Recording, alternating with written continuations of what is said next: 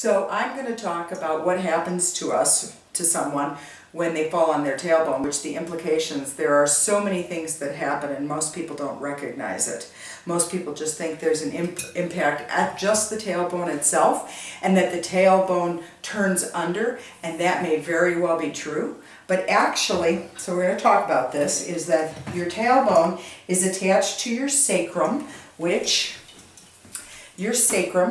is a bone that's at the very back of bottom of your spine, and it sits in a position as if it's in your pelvis like a hood on an angle. So it doesn't just sit back here straight. So my tailbone is attached to my sacrum.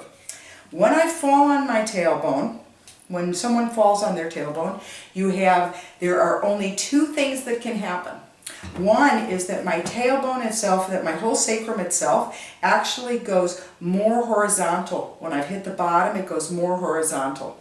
Or if I hit the bottom, it can go more vertical. So I can have more horizontal or more vertical. And what happens as my sacrum goes more vertical is that my lower lumbar vertebrae get closer together. Same thing happens when I go more horizontal, actually.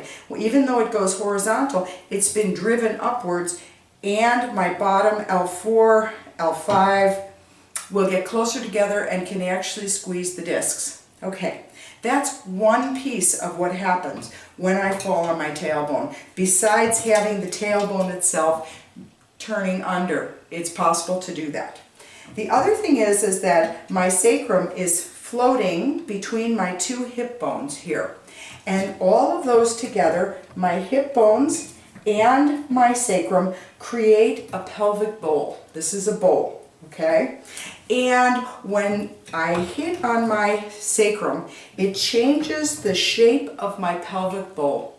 What's the contents in here? The contents, there are organs in here. My bladder, for a woman, the uterus, and your bowel is in here as well. For a man, obviously, we have bladder and prostate and bowel are in here. And what happens is, as the shape changes, there's tension that occurs on those organs. That's another piece of what happens in here.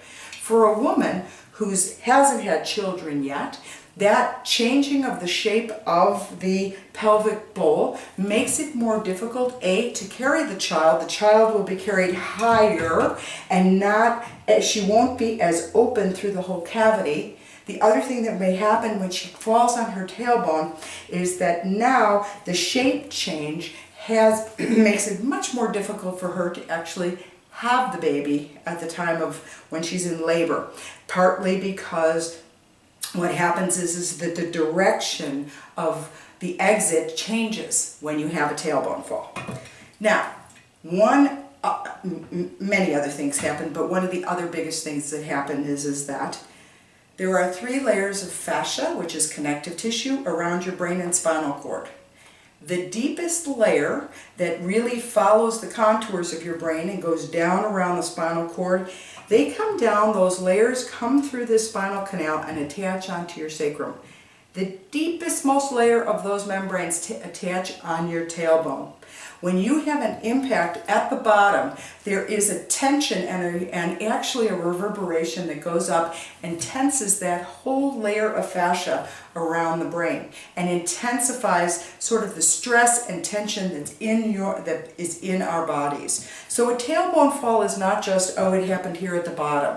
You can really hear how these few examples change everything.